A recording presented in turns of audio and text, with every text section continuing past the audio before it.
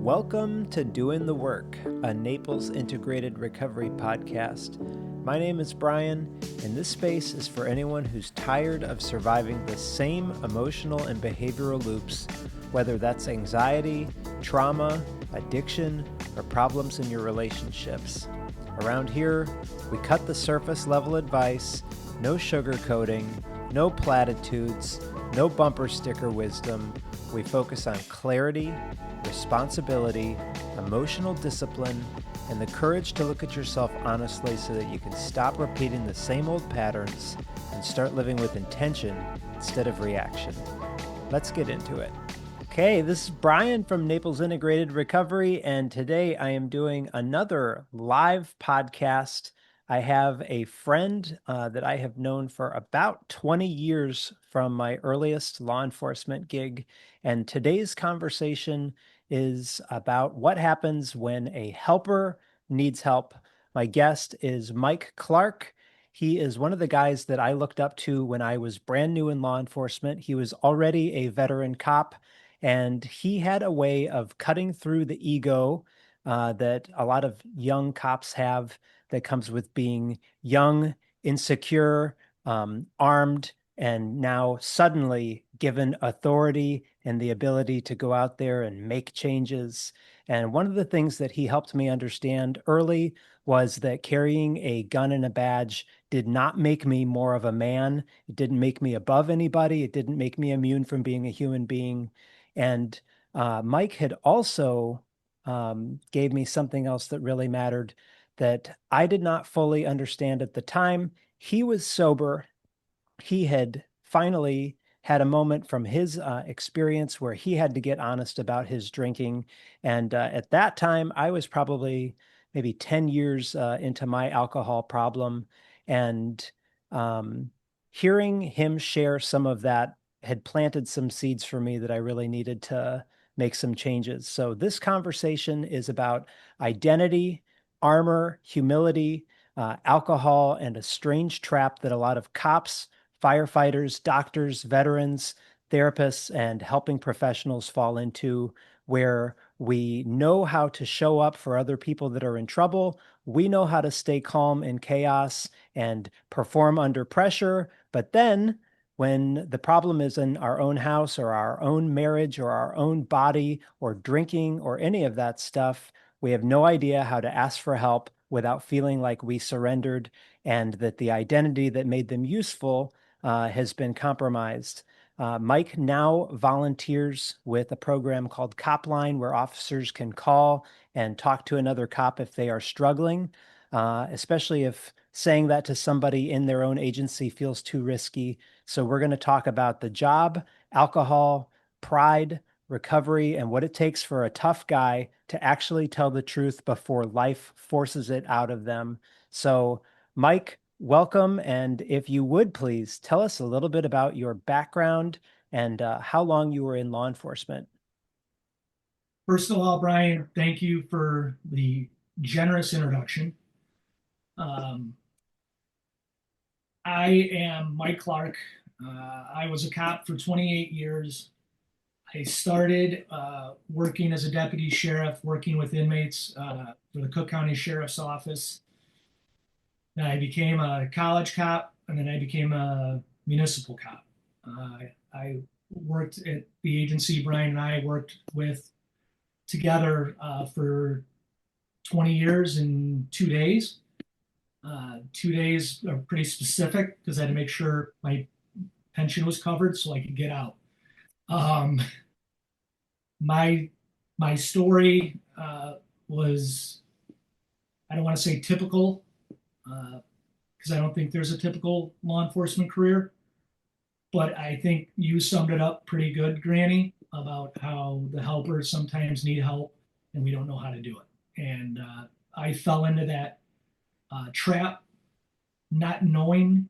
And I'm very fortunate to be here with you. And I'm very fortunate to share my sobriety story and my journey with mental health and my success after going through my struggles. Awesome. So Mike, something that I remember. So I actually had met Mike. I started as a community service officer. I wasn't even a cop yet, and I just wanted that authority and craved that so badly. And Mike had been a cop already at that point for 10 years or longer, which I think that's about, I lasted 12 years in law enforcement. What do you recall about the culture around young cops trying to prove themselves? Well, I will tell you that I probably fell into the same trap you did coming on. There's a huge responsibility when you get on the job, and it doesn't matter whether it's community service, corrections, policing. It's all the big same family, really. Um, that that level of power or authority can be confusing, can be intoxicating, and it can give people a sense of belonging maybe where they haven't had it. The culture of policing, I believe, I don't want to say it's designed to exploit that, but there's such a sense of belonging that you're trying to fit in. Um, for a young police officer, community service officer, corrections officer, boy, it's a tough world to navigate. Uh, you're going into a culture that you're truly not prepared for. You go through an academy, you're you're thrown into a field training program, you're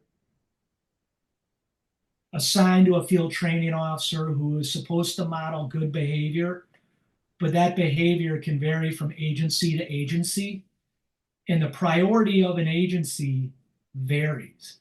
Some agencies love tickets, some agencies love community policing, some agencies love arresting people. Uh, I'm fortunate probably now at this point where I've retired, uh, and I'm going to date myself, so I apologize as I'm on a podcast. But technology, there's TikTok, there's everything.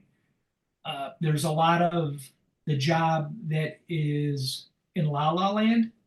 It's made up. It doesn't look like what happens in the real world. Uh, and people outside of law enforcement or first responders truly don't understand it. They have a misconception of that reality. Uh, and the hard part is to navigate that when you're a young police officer and you're kind of thrown into this power cycle and you have access and privilege to see things that most people never get to see. And then you have to balance that with being a regular person. And a lot of first responders lose their identity and become the job. And I can tell you that happened to me.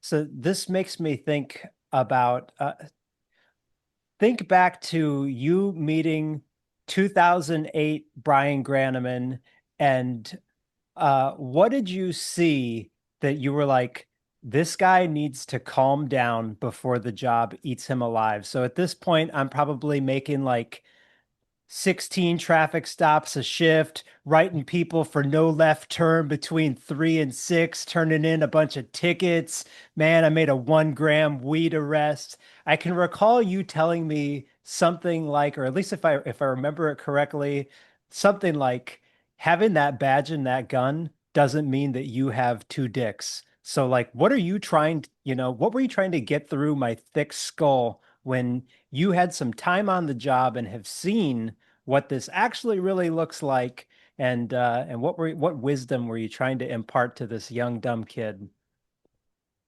So I will tell you this, Granny, and the fact that we've been pals for over 20 years, you're different than the young, dumb cop who comes in the door. Uh, when you walked in the door at our agency and I saw you and I had heard everything that I heard about you, about people previous to you. So you were the latest, greatest thing, and you bought it hook, line, and sinker, just like we all do. Um, the police department is fishing without a pole, and people are jumping in the boat, so willing to prove themselves and gain acceptance and seek approval that they do what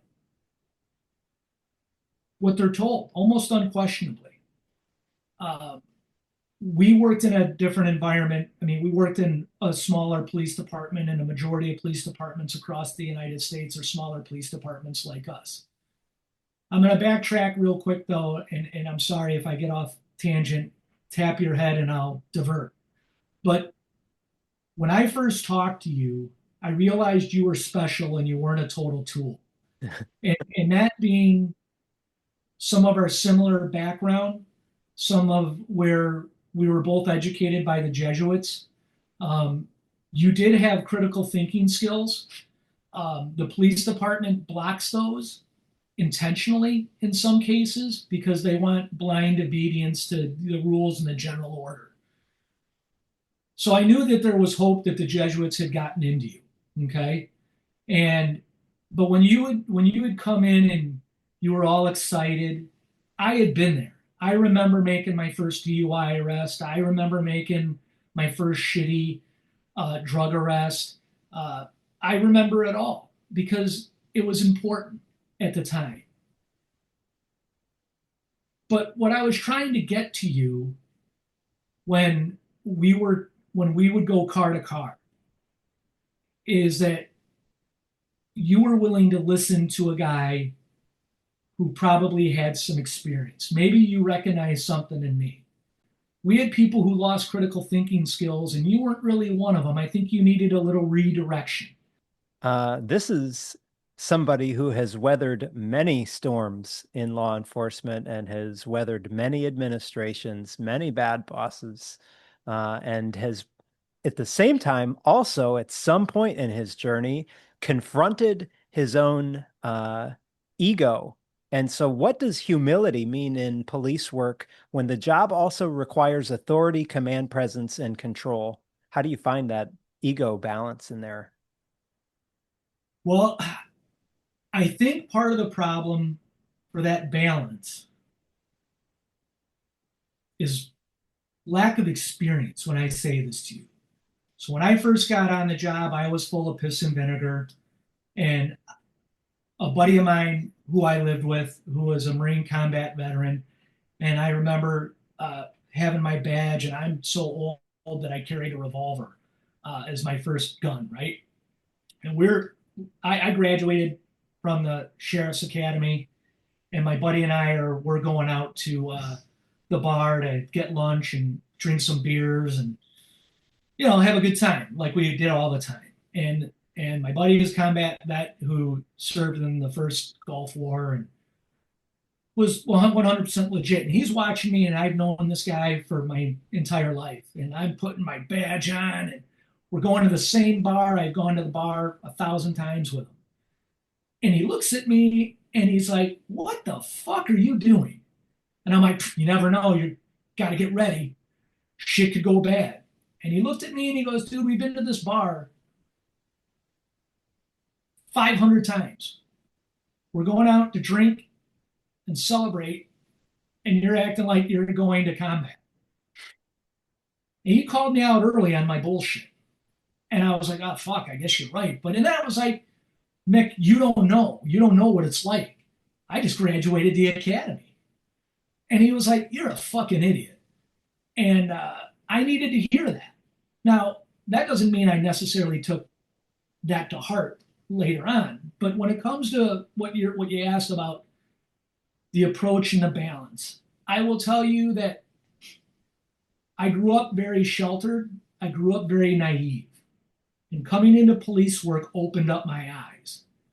And through my own personal experiences of getting married and having an extended family and dealing with people, and someone that you dealt with who was a family member of mine, because I remember you called me one night and said, "Hey, I got somebody. What do you want me to do with it?" I think that you have to remember that you're a person. And I think you have to remember we're here to serve. And that's exactly what it was to me once I got my head out of my ass, realizing it wasn't about numbers. It wasn't about kissing the boss's ass or stroking them, making them feel good so I get some shitty assignment or whatever, because it's not going to last long. Because there's always somebody next who's going to take my spot. So I have to be able to look in the mirror at that person and know that I am who I am. And there was a time, Granny, that I lost that person. And it wasn't through some trials and tribulations that I found him again. But I will tell you that I had a lot of different life experiences later in life that helped me get regrounded and realize the world isn't black and white. And as policemen, we live in that gray area. It's not write a ticket, do this. We live in that gray area. We do it every day. We do it every day in our lives, not being policemen. So for me on that, the reality check is, I lived in the community next to where we policed. I saw a ton of those people, okay? Because my kids went to the school and the high school where we worked. I couldn't afford to be an asshole all the time. I mean, I remember you telling me, Granny, when you met me, and then you came over to my house and were swimming in the pool when I was working on your car. You were like, holy shit, you are such a fucking dick at work. But I see you at home and you're with your wife and kids. Playing Barbies. Yeah. Being a dad. And you see this different dynamic. And for me, I could be the cop, but I had to keep the cop world separate. Everything that's shitty that ever happened, and people have this misconception in small police departments, shitty things don't happen. They do. But I tried to make it that it wouldn't bleed over the family. But eventually that barrier gets dissolved. And it's really, really hard. So with you, I tried to help guide you, or to say, dude, it's not about fucking people over, and it's not about climbing the ladder. I'm not saying everybody who climbs the ladders fucked everybody over. That would be extremely naive of me to say. There's a lot of people that are on the job that are awesome. There's a lot of people who are bosses that are awesome. The problem is the culture and the hierarchy in many places like ours at the time when we were there didn't allow it. Yeah, I think you're right on. Well, and so I wanted to move into, you had mentioned uh, the balance of like you've got the cop identity and then the home identity. And so I wanted to kind of segue that into, why is it so hard for cops to admit when they are actually struggling? And maybe you could start with, I'm sure it's probably changed a bit since I've been gone or since you've been gone, but back in our day, what happened if a cop said if a cop said, I'm having a mental health problem or a drinking problem? Well, I'm going to be direct and say you'd be fucked. Your career is pretty much over. It's done. So I mean, I will tell you, um, from my personal experience, right? So, and I'll try and be quick about this. I struggled with alcohol my whole entire life.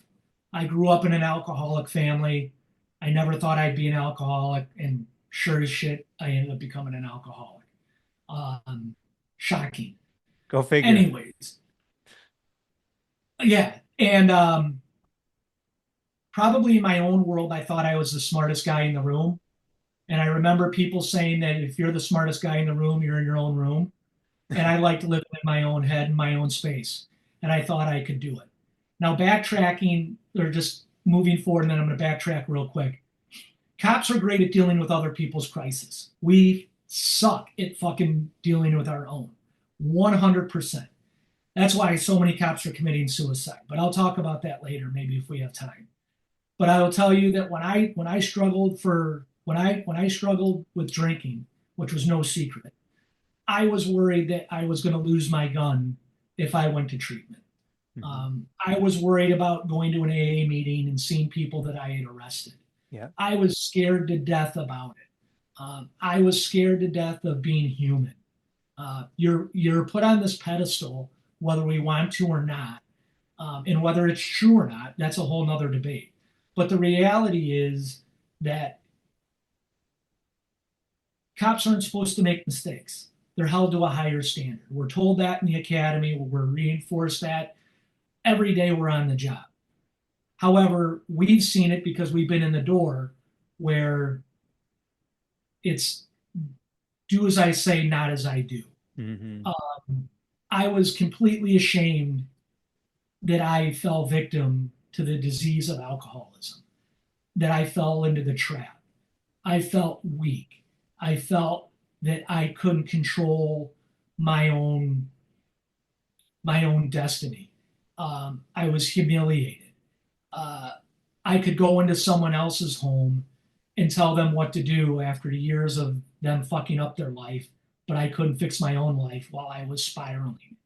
And from the outside, my life looked great. I had a career, but when I was drinking, um, and it tells you the culture of the police department, I'd be fucked up when I'd go to work. I mean, that's the reality of it. And I know people are going to be pissed off and be like, "What the fuck is this?" But I know I wasn't the only one. No. And people either turn a blind eye or they helped cover me up because that's just the way it was. And I'm not saying it's right. I'm just saying that was my reality, and that's a scary thing to say. Um, but when you have to deal with that, and you can only hide from yourself for so long. So even when I was getting sober, and I didn't get sober the first time, it took me many, many times to figure it out. Hmm. Um, but there was an event that made me say, well, this is it because I can't give away my life for drinking. And my wife basically told me that. She goes, you have a choice. You can divorce me and the kids, and you can marry the bottle. And that scared the shit out of me. But once I figured out that I needed to be sober, I was so secretive about it. I never told anybody I was sober. You may have been one of the first ones that I told because I saw you struggling. Um, Mm. and I had already received the gift, if you will. And that's why when we talked a little bit, I just wanted to share with you that, hey man, I understand. Your journey and story is different than mine, but you're not unique.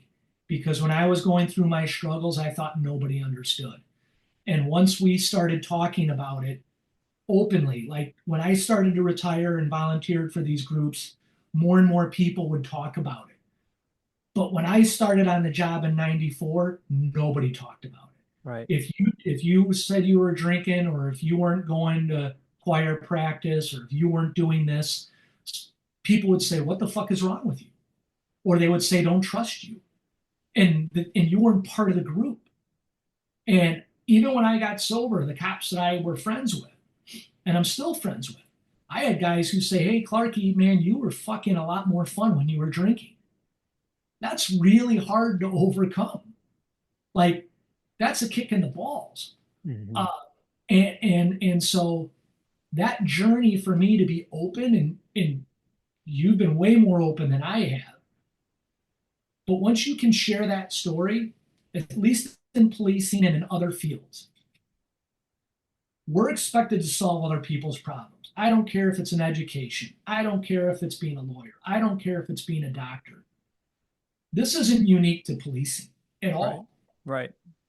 You need to be able to, once you're comfortable with yourself, be able to share your journey and hope that that you can impact maybe one person. Probably like Granny, when we were cops, I can tell you I've had impact on many people during my life, during my career, whether it be the life-saving awards or all the other things that you've gotten. I'm not talking bullshit accommodations or attaboys for zero attendance or for not calling in sick.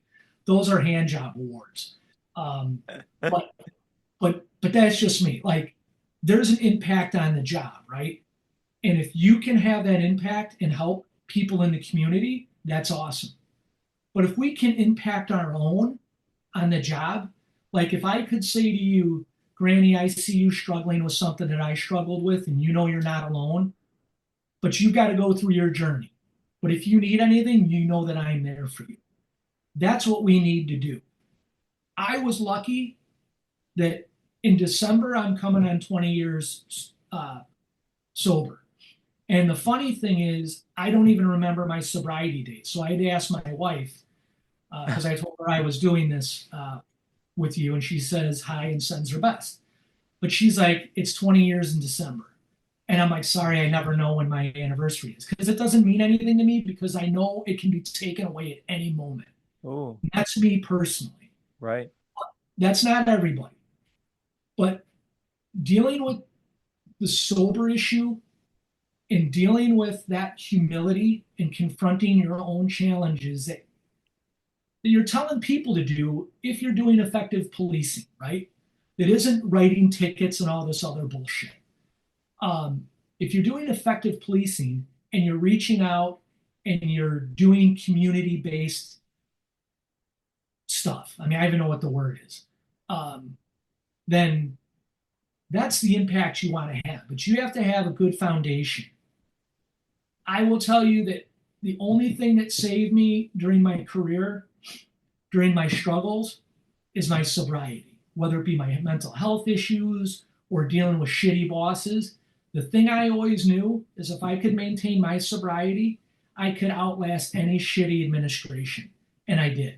After 28 years, bosses come and go, but my sobriety's been the same for 20 years.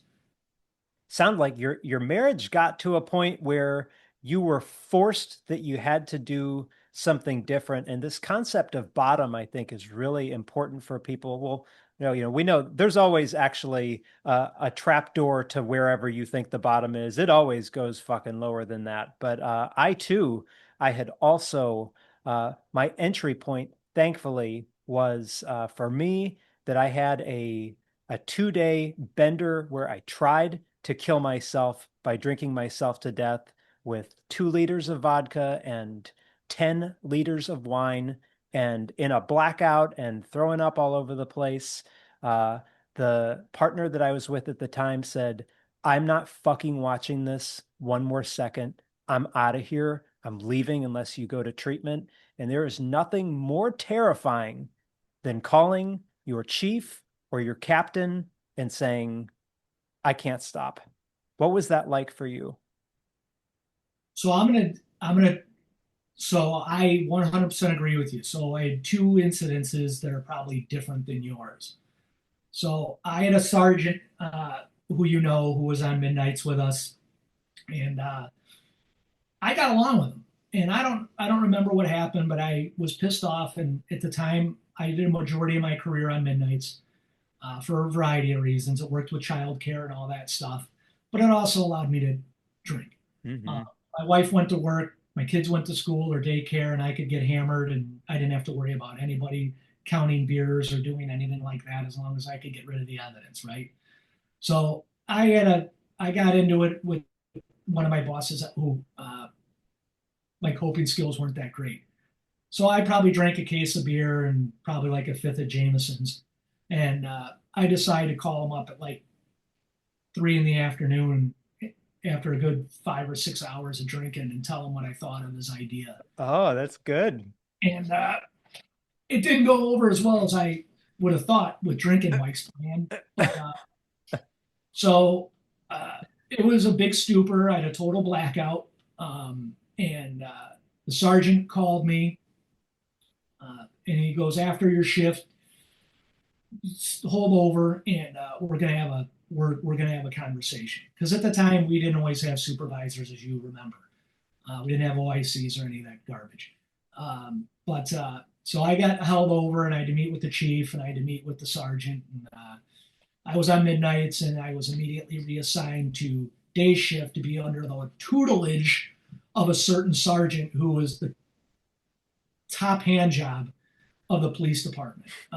Anyways, that didn't work out so well for that sergeant either, who was supposed to monitor me and change my behavior because clearly it didn't. But so that was one thing, and it was a blackout, and I really wish I could remember what I said to him. And I reached out to him and I said, "Hey, can you tell me what I said?" And he still will never say it. So it Mm. really must have been a humdinger. Uh, and I had some pretty good ones. I'm pretty quick witted on a good day. I couldn't only imagine what I was saying when I was fucked up. But and that's not bragging. That's I'm pretty embarrassed by it. But it's not the only example that ever happened. The hardest part was explaining to my wife that I'm now being assigned a day shift, and that's going to fuck over everything for daycare. And uh, I'd struggle with drinking. She was calling me, and like every true alcoholic who had good manipulative skills, uh, and to be fair, uh, her background with a drinking family wasn't very good either. So it was pretty easy for me to probably try and manipulate the situation for as long as I did. And uh, it came to an end, realistically. She basically said, I got some divorce papers lined up for you, and you can either choose the bottle or you can choose the family. And I knew that in her tone and everything else, because I had done everything before, saying I'm sorry, it'll never happen again, blah, blah, blah. I ran that road out right into the wall. Um, and I had a moment of clarity, thank God, that I said, I can't do this. And I, realistically, Granny, I'll tell you that if I didn't get sober, if I was going to be the stereotypical divorce cop, I probably would have been one of those guys who would have killed themselves just because for the shame and the humiliation. I didn't want to become a uh, I didn't want to become a statistic. I made the mistake of having my identity shift from who I was for 24 years. And when I got on the job, man, I was all in. Uh, the brotherhood, the uh, the choir practice. Your friends are now policemen, uh, and that was eye opening for me. Like that was like holy shit. Then when I got sober and people were like, "You were better. You were better when you were drinking." And I'm thinking, how the fuck was I better drinking, man? I'm about to implode my life. Like outside it looked good, but inside everything was a mess. Um, and I will tell you that that was one of the hardest things to do was to get sober like that. No one knew I was going to meetings. I didn't go to treatment. I was scared to death of getting fucked over by the admin because the admin was awful, um, which you were aware of because you were part of that cycle there. But getting help was the best thing that I ever did, and being able to share my journey with those who you think that can benefit from. Like not everybody gets the Mike Clark that you see.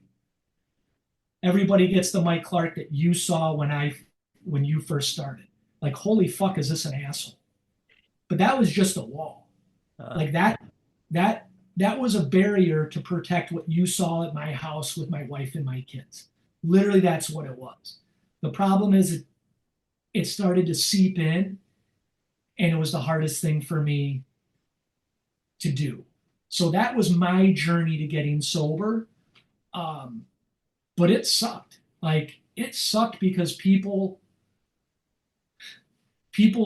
like it shifted my whole priority. People who I thought were my buddies, they weren't my buddies. They were just my drinking pals. mm-hmm. Um, we were all kind of circling the drain together. And it was a hard reality. Uh, you know, the one thing I've learned, and this is the last thing I'll say, I'll shut up on this, but anybody can be with you when you're going up, right? Mm. And you and I probably have seen that in terms of I struggled for a lot of years. Like I would think I was a good cop. I was a good street cop. I wasn't probably a good admin bootlicker. Uh, at one point, I was good enough, and I got promoted to being a supervisor. I had a lot of impact, but I also knew that I had more impact not being a supervisor than being a supervisor. I knew that people were coming to me. I knew people valued my opinion, and I had a lot more impact than someone with stripes who hid in the office. That being said, when I say this to you, that that impact, whether it be as a policeman or sharing my journey with alcohol or with my mental health struggles, knowing that people can go through these struggles and these issues aren't ending the story. For many people, they end the story. Okay. But there's so much more success when you go through the struggle because when you're going up the hill, everybody wants to be your friend. When you're on the downside, man, that's where you see who your friends are. Because everybody wants to be on Team Mike or Team Brian when they're going up. But the minute that train starts to go downhill, they're jumping off. Yeah, as you were sharing that, it made me think about how many. So when I was a supervisor when I went to treatment, and how many cops that I knew would play, fuck boy, the sergeant's at, 7-Eleven. Everybody go and, kiss the sergeant's ass and everything. But you know who showed up when I was actually in treatment? Two people. One was a guy that wasn't a cop, and one was a guy who was. Two cops. Oh, get this. My chief of police actually called to just check in and say, we got it covered, man. Like, you just get your shit together. You just get well. Like, don't worry about what's going on at the agency. I just wanted to make sure that you're doing okay. And so it's probably shifted quite a bit from 94 or where you started, but you're absolutely right that you find out who your real friends are. And then especially for me, when I had departed from law enforcement, that was exceptionally alienating because it's no secret I talk about the internal affairs and the headlines and all of the stuff that happened when I was publicly disgraced. And even the people that I was actually really close friends with, cops that I had mentored, trained how to be a detective, they were like, dude, I love you, but I can't interact with you because if the agency found out that I stayed in contact with you, like that, holy fuck. I mean, you talk about the layers of hurt that exist. Like, yeah, you are so, so right. So I got promoted, and I was good sergeant, and I was officer of the year as a second year sergeant, which I thought is a stupid thing to do for officer of the year to have a supervisor, but whatever. And So it was my second year that I imploded mentally. I had some serious mental health issues, and they dated back from some childhood trauma that reared up from something that was really fucked up. And so I imploded. And I Sober. remember, go on. This is sober. Yeah, yeah. I mean, this is sober, Mike. Yeah. So I never, during my struggles, I never, when I got sober after when my wife told me we're done, that's when I was sober. I never cheated, never did anything. I cheated all the time before that on sobriety, um, but never, ever, ever after I got sober.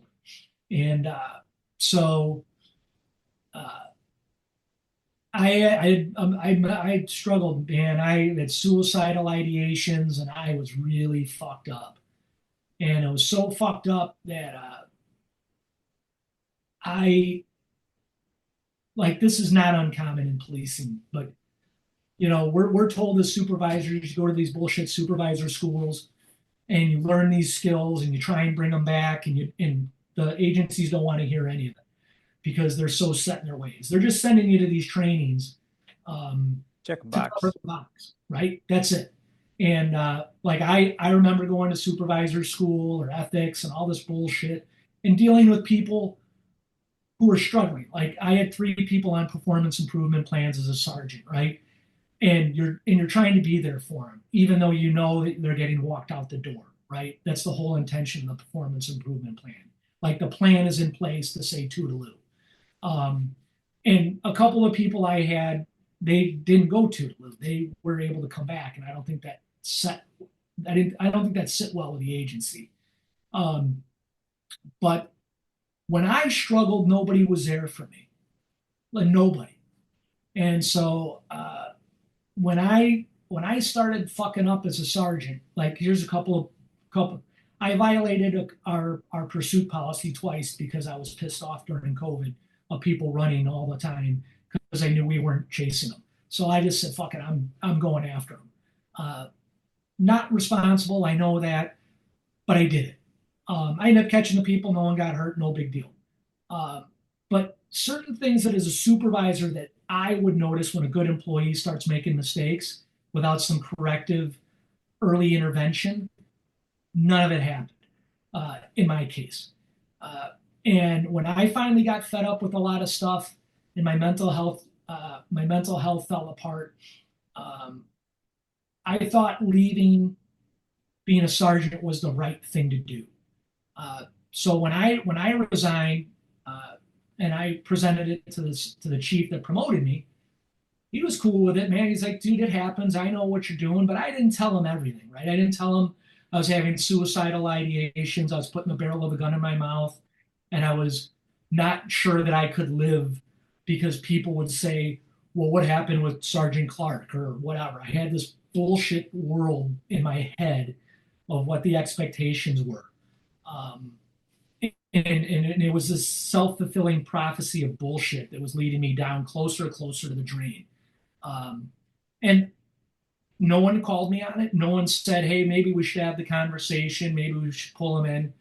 So when I resigned, um, they put me back in patrol, which was fine. And then as a sergeant, I was a good sergeant. I didn't fuck over anybody unnecessarily, and I had a soft landing.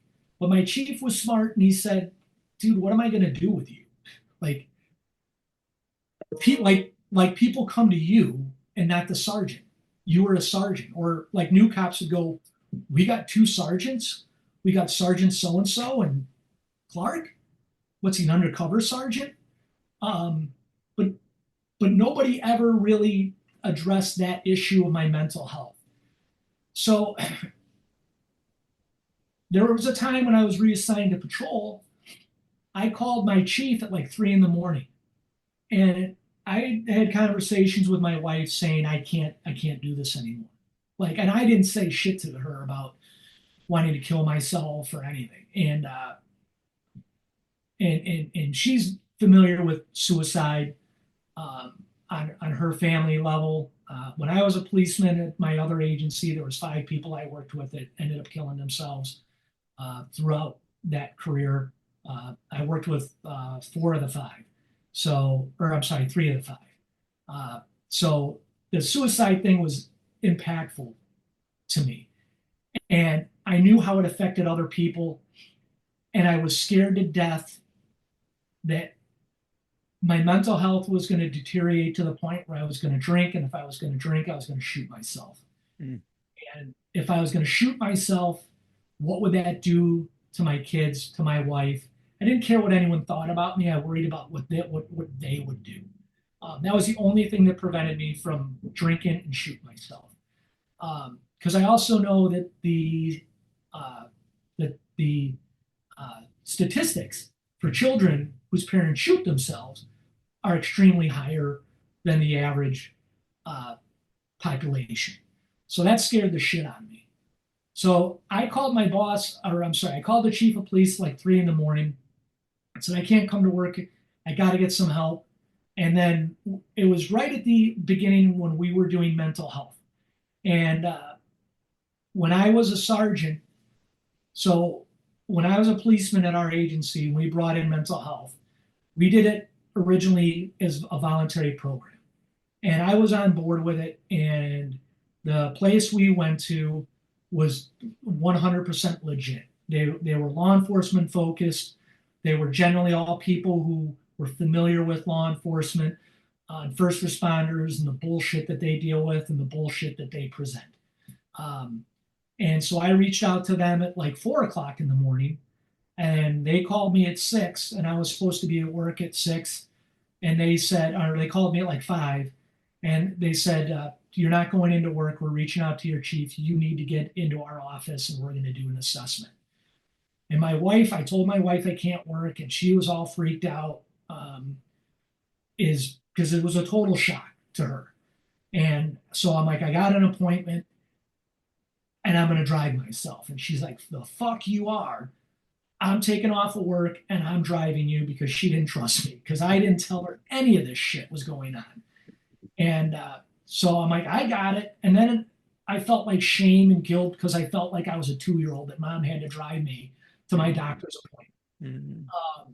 And I'm glad she did, because I don't think I would have gone in hindsight. Um, but Brian, I remember that first intake meeting, and the therapist, they have it set up in a way.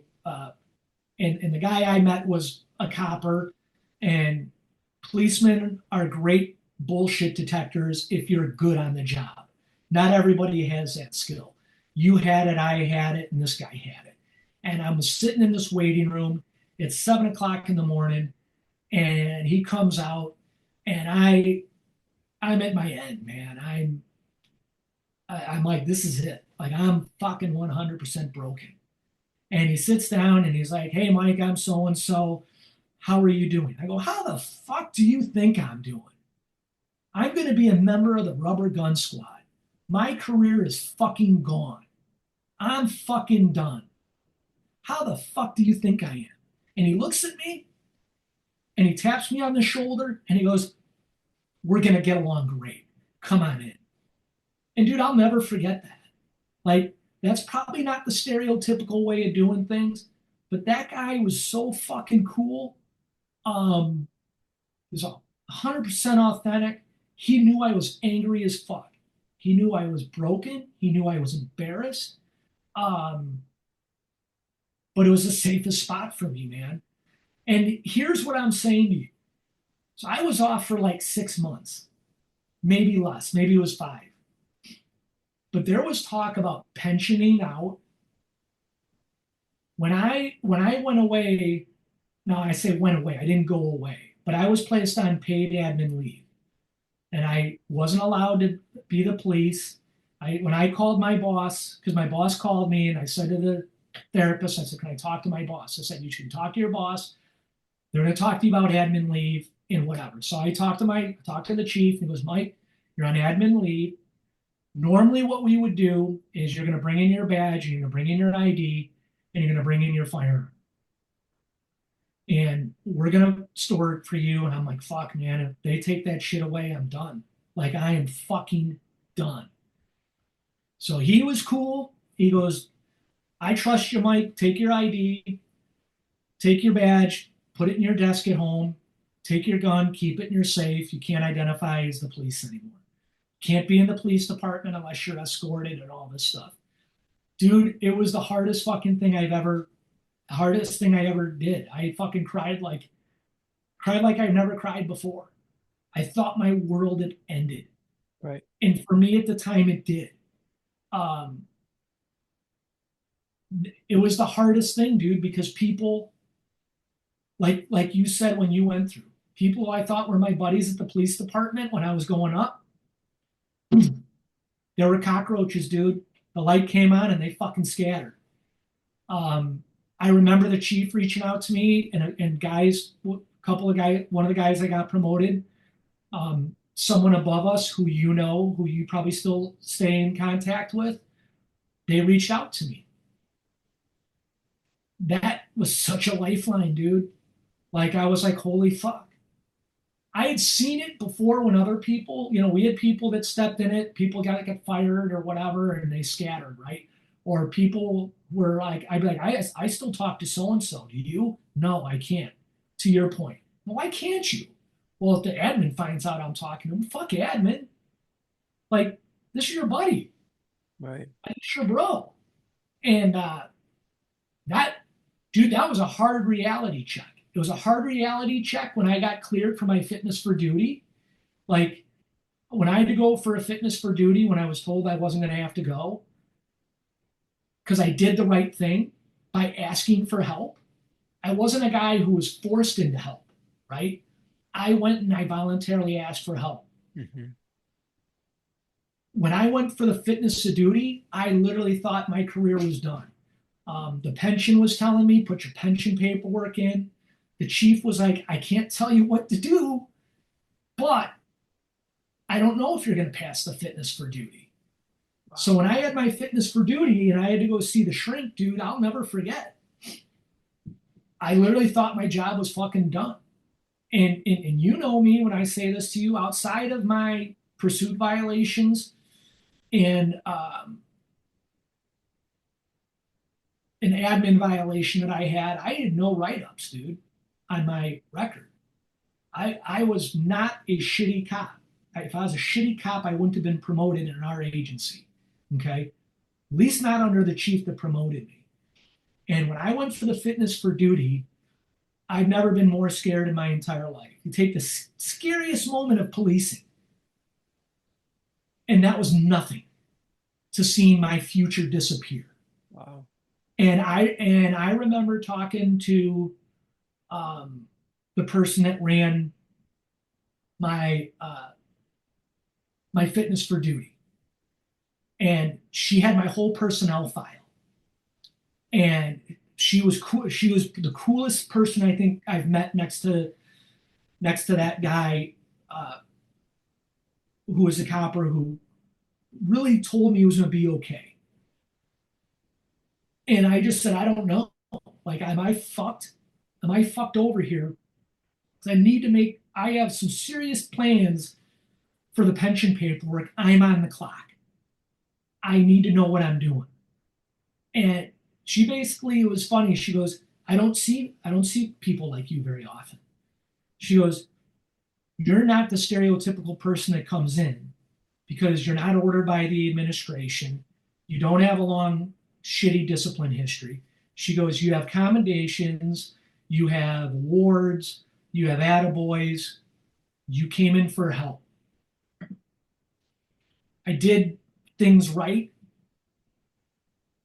but I was so traumatized from getting fucked over by shitty administrators and seen it happen to other people, never believing that I was going to be in this role, that I thought I was going to get fucking walked out the door.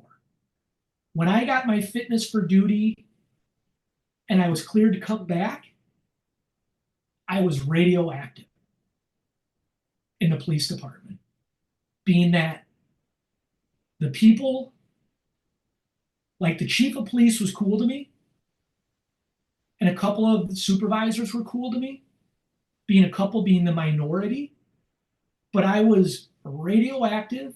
I was persona non grata, or whatever that term is. I was fucked. I was fucking gone. All of my specialties, all of my ancillary duties, all of my things that I had access to because I was a trusted member of the team were taken away from me. And I was treated like a piece of shit.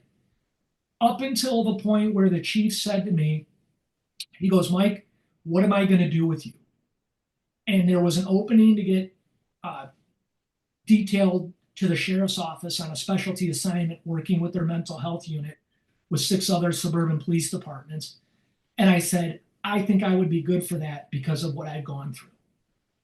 And sure as shit, that's what I did. And Granny, all I did was deal with mental health calls with a social worker doing like corresponding, which if you would have told me as early recruit Mike or early cop Mike, the guy with the badge, and I'm going to go out and write tickets and I'm going to go do this, I would have told you that was social work, la la land bullshit. And I'm going to tell you that that was the highlight of my career, dude, because that was impactful. That was helping. And there were people where I talk to this day from that role. That's impacting. No one ever called me up and said, you know, Mike, that speeding ticket you gave me for 15 over, that really impacted my life. It Right. just it just doesn't happen. So from the point of thinking I'm going to lose my family to thinking I'm going to lose my career to the mental health hit cut to thinking my career is going boom, and watching people who when I was in staff meetings as a member of command, like you, being in the trusted circle to people acting like I rolled in a pile of dog shit. And as soon as they saw me, they would go away. And I'm not crying the victim here because I most certainly made it difficult for people. I know that I'm 50%, 75%, 100% responsible for my own actions, probably 100%. But we should treat people better. And I will tell you that when I started in 94, you'd have been launched. I hope that the policemen today that go get help are treated better than I was. We have to do better. And I don't care if it's in policing, I don't care if it's in education, I don't care if it's in the medical world. We need to be there. But we also need to not judge people when they're at their lowest. I was broken. I got my pieces put back together and I'm stronger than I ever was, probably like you. Yeah. But when you're going through that, you don't know that. Right. And it's the hardest thing to realize that sometimes in life, those detours, like I thought I was going to be a cop. I never thought I was going to leave the sheriff's office at first. And then I detoured here and then I detoured there. And then I started climbing the ladder a little bit from being an OIC to a sergeant. And I was so excited.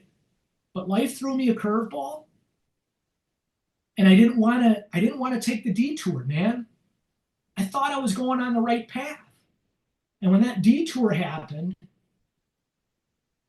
I didn't want to go.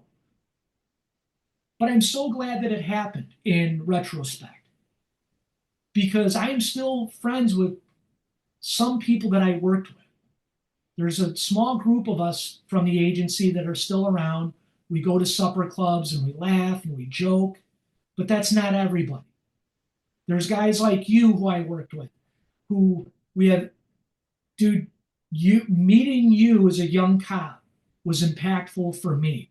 I may have been impactful for you, but you were just as impactful for me. You gave me hope that there's a future in in that profession on the job. When you were going through your struggles, I wanted to make sure that I reached out to you, that you weren't forgotten. I don't want people to feel forgotten. I don't want people to feel alone. There's no worse feeling than feeling like you don't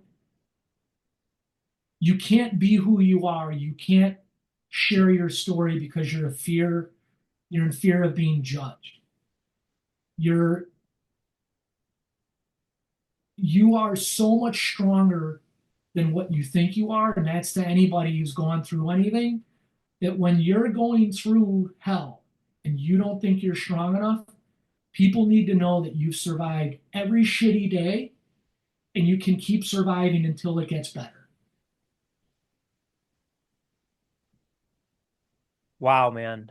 What what a fucking moving story. Thank you so much for being honest and vulnerable about what that journey was. And so now you're working at Copline. or volunteering at Copline. What do you do there? And what do cops say to you, knowing that they're talking to another cop that they wouldn't be able to say to their supervisor or their spouse or an EAP therapist or the chaplain or whatever? They tell you everything that we would go car to car and say. They tell you that they're getting fucked over. And to be fair, there's some, I'm an active listener, or I was an active listener. Um, I took another job, so I stepped back, but I was with them for a couple of years. They train you. You go through training. For me, I was in Texas for a week. You go through selection. Not everybody makes it, uh, but you have to be able. It just you have to be able to relate to people.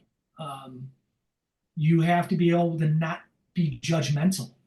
And we are the most judgmental fucking group of people as cops. Mm-hmm. That's the bottom line. But when we're judgmental, we're overlooking our own flaws. And that's extremely problematic, at least in my opinion. When when I was a cop, I don't know if I would have called Copline. I guarantee you I would have never called the AP for help. I wouldn't have done it. But Copline or places like that, and there's many of them, or therapy, uh, they give you a safe place to present issues or concerns in a non-judgmental way.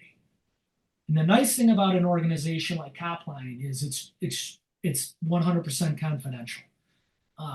No one's reaching out to your boss. No one's reaching out to your agency, um, saying, "Hey, Mike Clark called and he's talking about putting the barrel of his gun in his mouth and he can taste Hobbs oil." No one's doing that. You're sitting there listening. You're trying to get them to open up. You're trying to get them some resources. Uh, not a lot of not a lot of police departments have the resources that we did where we worked together. The majority of police departments are small. They don't have access to mental health. Uh, so they fill in that void. The people who are active listeners don't pretend to be therapists. That's not my role. I didn't go to school like you did to do any of that. All I would do is act like, I don't want to say act, that's the wrong term. I would literally sit on the phone and be like, "Yeah, man, I get it. I get it." Or maybe I don't get it, but to have an empathetic ear. You'd have some police officers that would get charged with something criminally. And as a cop, we would be like, "Ah, fuck that guy, he should get launched." That's not the way this works. So we would listen to people, try and get them some resources, try and get them some help. Sometimes just having someone to talk to where there's no judgment and they don't know who you are, like a neutral third party, is the easiest thing to do. And that's what an organization like Copline did. It let someone say something so it unburdened that person that's carrying that baggage. Because that some of the things that these people are talking about, whether it be officer involved shootings or domestic problems that they're having or family problems, they've got kids that have serious medical uh, problems. Uh, that weighs on police officers, and that all ties into what I said to you earlier, Granny. We're great at dealing with other people's problems as policemen. We can solve problems. We can get resources for people, but we don't do it for ourselves. An organization like Copline and others that are designed like that are set up to get first responders and their family members help. So, an organization like Copline, you don't need to be the police just to call. You can be a family member. You can be a spouse. You can be a child. They'll get you the resources. I've spoken to everybody you could imagine. In an organization like Copline is staffed 24 hours a day, 365 days a year. They answer the phone without judgment. So it's a lifeline. I know when I've talked to people, uh, sometimes they'll reach out to the director and maybe send an email saying, "Hey, I spoke to so and so," or "I called," and the listeners were very helpful, and they presented me with some options and some resources, and I was lucky enough that I was able to take advantage of them, and I was able to salvage my career, or more importantly, salvage my family relationships, and that's really what it is about. Knowing that there's that impact is a game changer. You may not be able to win every battle. I'm sure that there's people that I've spoken to over the years of volunteering for Copline who committed suicide. Sure, there are. But the ones who didn't, that sits with me, and that's the impact. That's like where if I've been able to share my story about drinking or mental health, especially like drinking with you when you were struggling, seeing you get the gift after putting in the effort in the work, that's what it's all about, in, in my opinion. That makes the struggle 100% worthwhile, because when I didn't think I could keep going, when I didn't think that there was hope, knowing that I am where I am, if I can just share any part of my story to let somebody know that there is hope after the darkest moment, and you may not know what that redirection looks like, but there's success. And I think I'm a living testament to it. I think you're a living testament to it.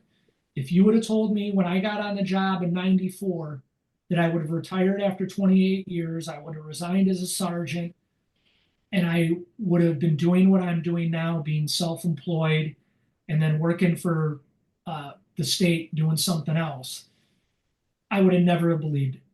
So I think I'm a true testament, like you, to the resilience of where we've gone, and how if you just stay the course, if you keep going when you're going through hell, you'll get out of it.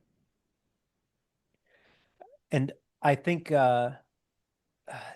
something that you had touched on in there that's just really critical that people know is that confidentiality piece, and how you actually really have to not bullshit the process, that you have to actually be real. Because before I had stopped drinking, I saw a therapist, and I certainly was not going to tell her that I was like drinking a liter of vodka a day. I wasn't going to tell her that I was suicidal, because she's going to Baker act me. I'm not going to say anything that's going to go back to my work. So we're at this standoff of like, I can't help you because you're not telling me anything, and me being like, and I can't tell you anything because I'm not fucking going to get locked up and have my gun taken away. And this is what leads a lot of people to drinking themselves to death or blowing their brains out and not ever accessing the help that they really need.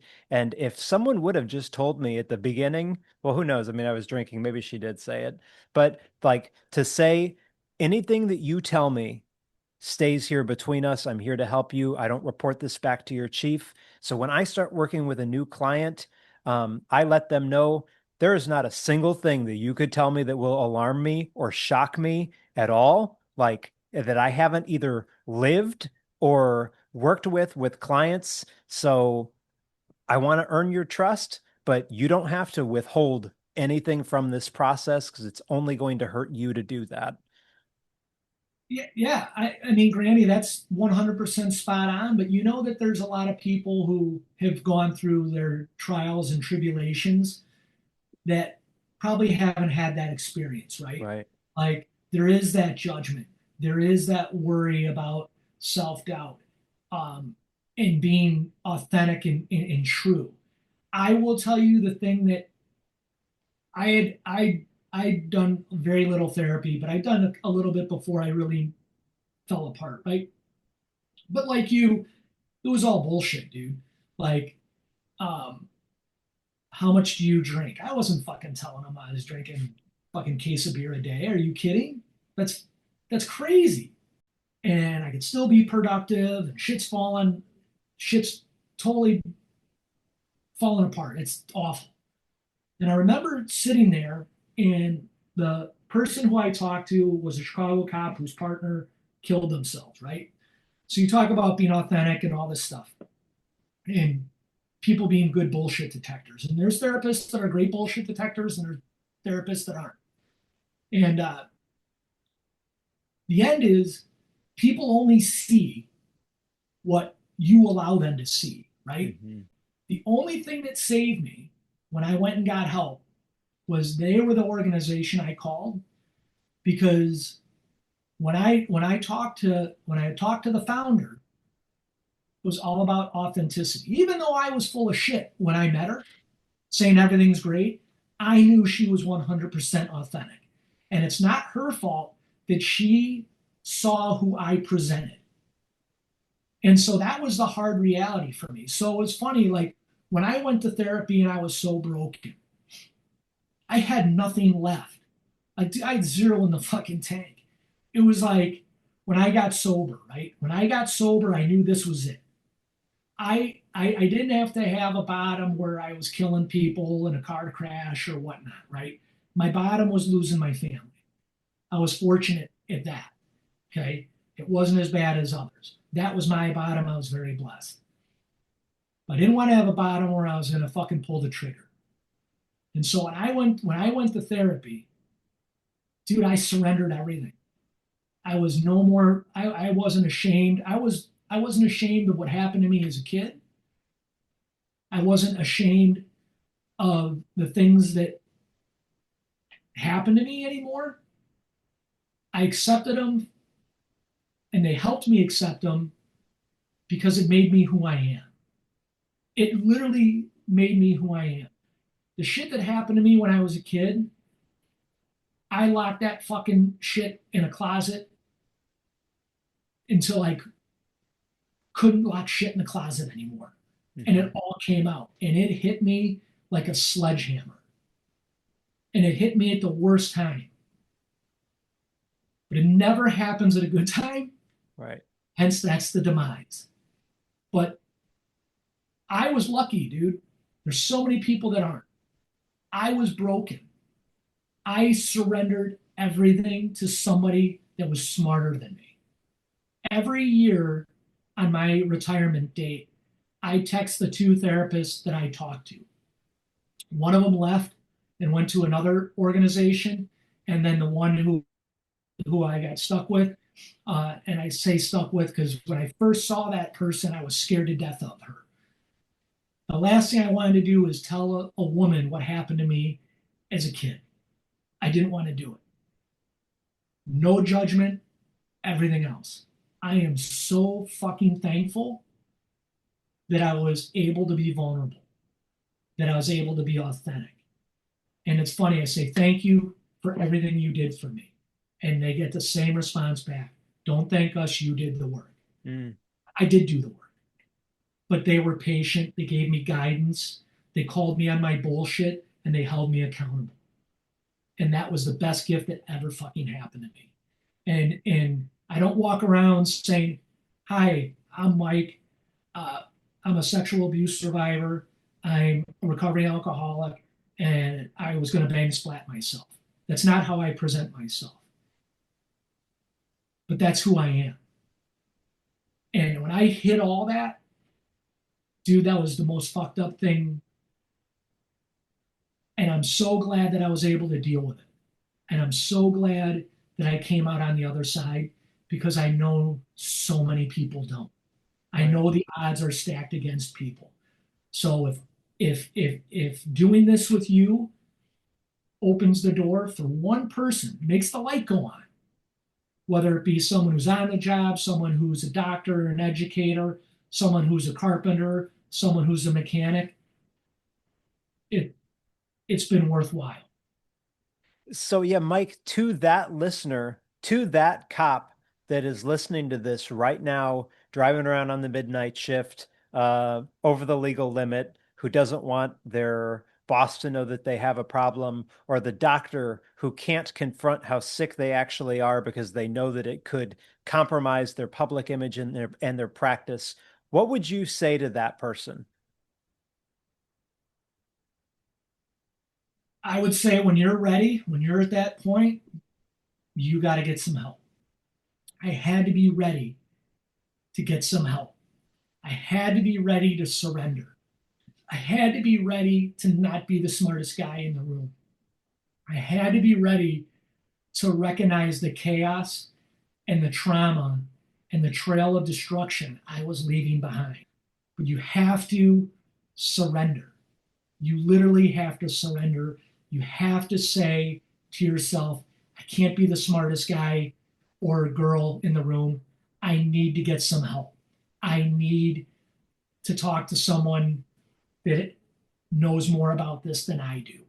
And you have to be ready.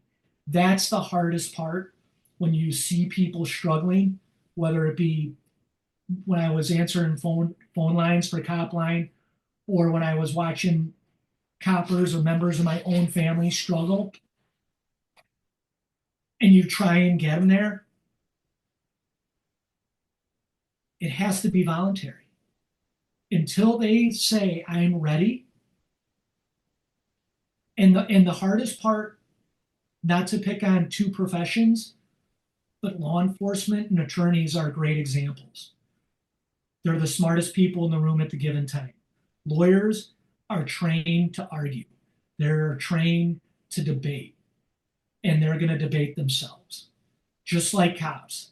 Cops are trained to tell someone what to do. The hardest thing is to tell yourself what to do. Like to take that advice and turn it inwards, that was one of the hardest things to do. Because I can solve anyone's problem when I was a cop. I'd walk in, tell someone beat feet, go in a hotel, or whatever it is, or tell little Timmy get up and you're going to school, or whatever the bullshit is. The hardest thing is to put that into practice in your own life because we have this facade, and that facade crosses many professions, whether it be an educator or in the legal or someone who's self-employed, who's successful, who's like an entrepreneur. They know better. The hardest thing to do is self-reflection and to admit you're not doing it right. And maybe you need to go to somebody else. At least for me.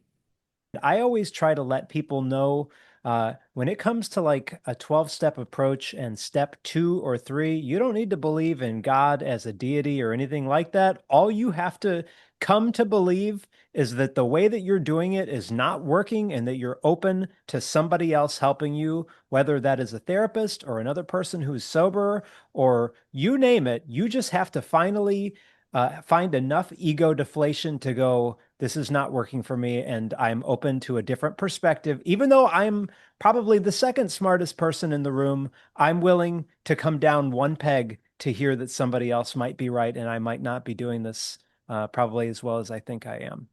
Spot on, bingo there, Granny. And here's the best: is even if you can get someone to do some self reflection when they think they're the smartest and they can see the path of destruction that's been left in the wake, maybe that may be the eye opener. Or the worst is when someone would say, like almost they justify the bad behavior, where they're like, "Well, I haven't hit the bottom," or everyone's getting a divorce, or everyone's getting fired from their job, or everyone's doing this. I don't care about everybody. I just care about myself.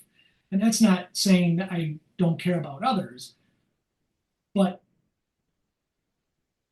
the way I would equate it, and it's a stupid analogy, even though I'm going to say it, and we've heard it. Like, there's a reason why you're on an airplane when the air mask, when the oxygen things come on, why you put the oxygen mask on first.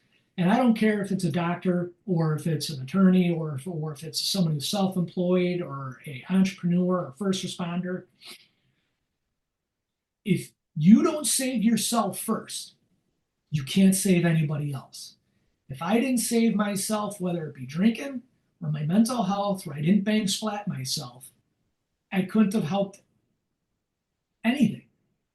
And I think of my darkest moment, and I think of when I got help, and I think like I'm almost 4 years into retirement, and like 2 years, my last 2 years uh, was when I resigned and had my mental health uh, episode. I think of all the things I would have missed if I actually killed myself. Mm.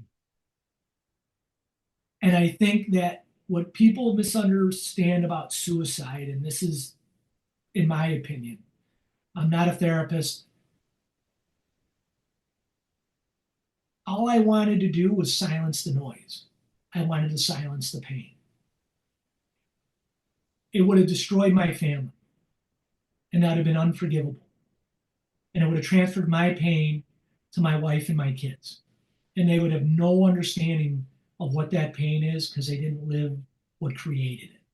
And that's a horrible thing to do. I know it happens. And that's not in a judgmental way in any way, shape, or form. But I think of the birthdays, all the things that I didn't see because I was such a dark spot. Whether it be with my sobriety and not knowing my anniversary date, Granny, every day is a gift, dude. Because I put the barrel of my gun in my mouth more than once and I was crying, thinking this is it. I can remember taking the slack out of the trigger of my pistol and going, this is going to be it. I had a whole plan set out so my wife and kids wouldn't see it. That tells you the depths of where I was in depression. The only thing, the only thing that kept me is in that darkness, I saw a beacon of light. And I just focused on that beacon of light and I kept moving towards it slowly. And it wasn't a straight line. It was certainly a zigzag. It had up and downs and everything else.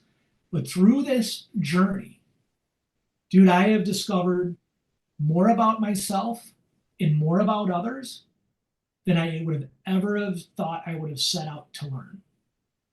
And it was a huge, powerful journey for me. And I just, I know what it's like to be on the point where you're surrounded by people and you have this image of whatever success looks like for somebody, whether it be career, family, house, car, whatever. I had it. But inside, I was completely alone. Mm.